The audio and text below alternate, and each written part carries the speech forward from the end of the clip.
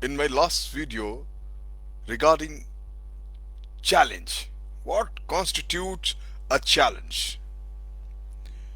My friend, a challenge is literally a summons, often threatening, proactive, stimulating, or exciting. A true challenge is also a creative one. My friend, whatever the challenge may be, while in attempt of growing leadership, remember, fortune always favors the prepared mind. As a general principle, the longer that you have to prepare for a challenge, the more likely you are to rise to it. Facing a challenge without preparation is the surest recipe of disaster. If you or I have to run, let's say, a marathon of 14 kilometers, and somebody asks us to run tomorrow or next week, I can assure you we all will struggle. Why? Because we are not prepared. But if we are given 6 months of time to prepare and then run the same marathon, anybody would do it. I will do it, you would do it.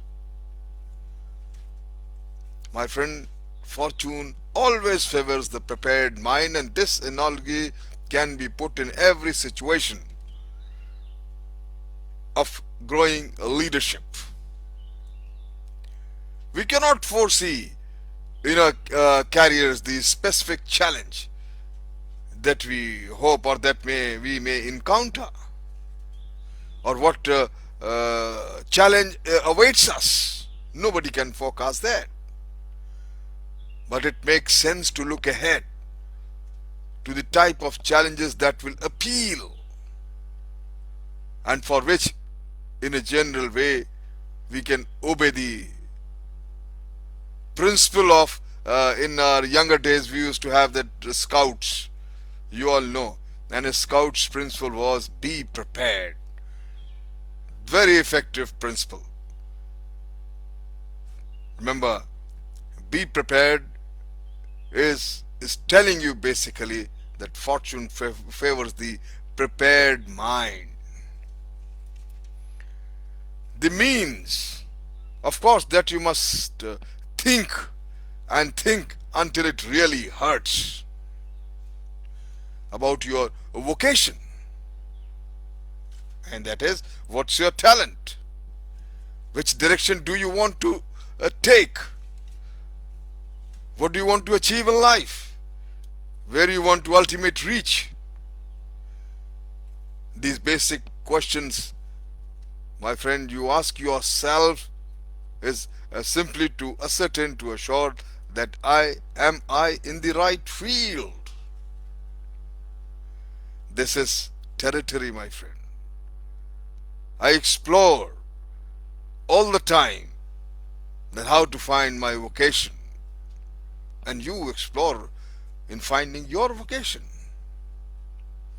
And if you have found your vocation, the work you love to do, I would say that you are already quite far down the track of learning or becoming a leader. You will already be developing the qualities of or attributes required and admired in your field, whichever field you choose.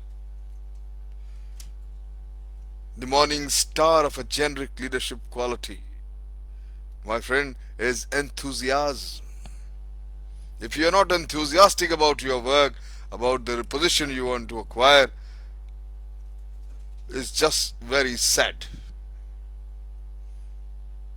If you have the enthusiasm, my friend, it's already, if you have the enthusiasm already in your bag, becoming a leader in your field is a second vocation.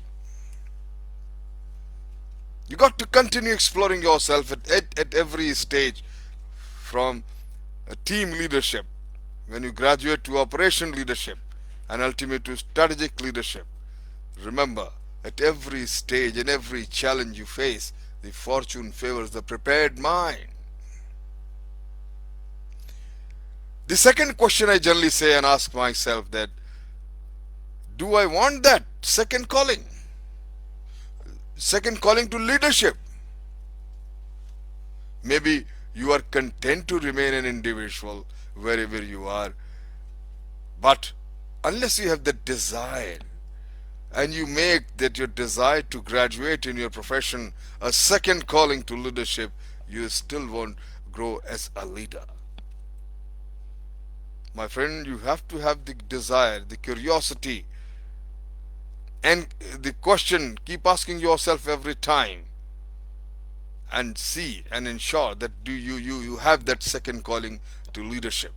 And let be any challenge, let be any problem, if you are prepared and ask this question to yourself, you are ready to face any kind of challenge and grow victorious.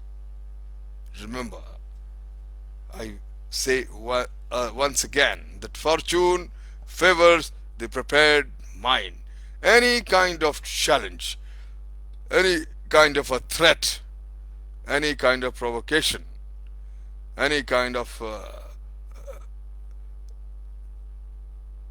stimulation which is adverse stimulation, you will be able to face it squarely and comfortably if you are prepared.